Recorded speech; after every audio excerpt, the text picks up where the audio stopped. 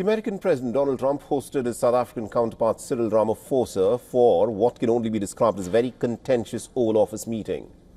While the meeting started off quite on a friendly note, it took a very dramatic turn within minutes as Trump sought an explanation from Cyril Ramaphosa over his country's racial equity laws and alleged that white Afrikaner farmers are being killed and their lands are being taken forcefully from them. Trump then ambushed Ramaphosa with a video. The video claiming white genocide in South Africa was played in the Oval Office without any prior warning. We don't care. We can do whatever you want to do. Who are you to tell us whether we can occupy land or not? How can we withdraw my membership from this useless parliament? Yes, honorable member. Must never be scared to kill. A revolution demands that at some point there must be killing, because the killing is part of a revolutionary act.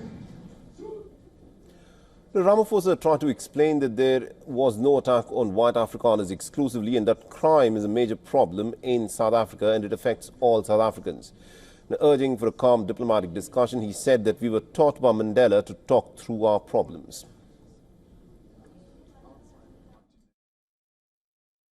I must tell you, Mr. President, we have had a tremendous number of people, especially since they've seen this. Generally, they're white farmers, and they're fleeing South Africa, and it's a very sad thing to see. But I hope we can have an explanation of that, because I know you don't want that. Let me clarify that, because what you saw, the speeches that were being made, one, that is not government policy. We have a multi-party democracy in South Africa that allows people to express themselves, political parties to adhere to various policies, and in many cases, or in some cases, those policies. The South African leader had arrived hoping to reset the strained ties with the top golfers and billionaire Johan Rupert in order to impress the golf-loving American president. But Trump's focus remained on land laws and alleged discrimination against white South Africans.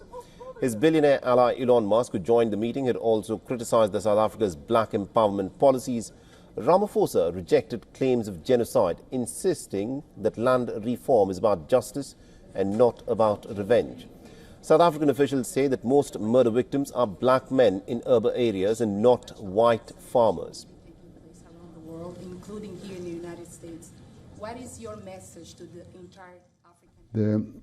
The issue of whether what he terms as genocide can be equated to the struggle. And of course it cannot, because there is just no genocide in South Africa. And of course it is an issue of how one looks at it. As they say sometimes, the shape of the mountain depends on which point or which direction you are looking at it. And in this case, we cannot equate what is alleged to be genocide to what we went through in the struggle, because people were killed because of the oppression that was taking place in our country. So you cannot equate that. Now, despite the showdown, Ramaphosa insisted that his visit was a great success. After the meeting, Ramaphosa told the journalists that he was positive that there would not be a further rupture in US-South Africa relations. What are you doing here? So I was rather pleased that there's a firm agreement and undertaking that we are going to continue engaging. So there's no disengagement.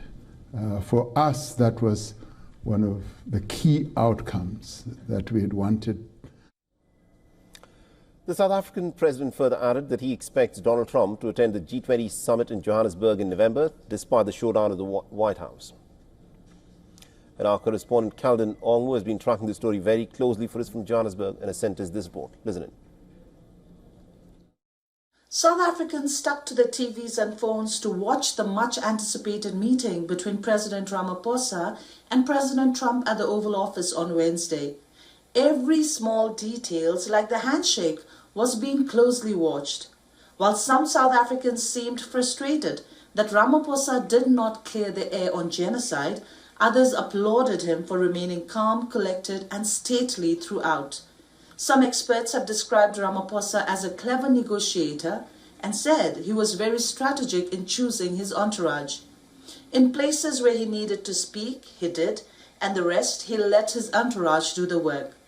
Most South Africans on social media said that Ramaphosa handled the entire situation quite well and even went on to say that they were glad that Trump did not give the floor to his deputy Vance nor Elon Musk. Overall, most South Africans believe these talks are off to a promising start and there's reason to be cautiously optimistic. This is Kaldanamo from Johannesburg, South Africa for WION World is One. For all the latest news, download the WION app and subscribe to our YouTube channel.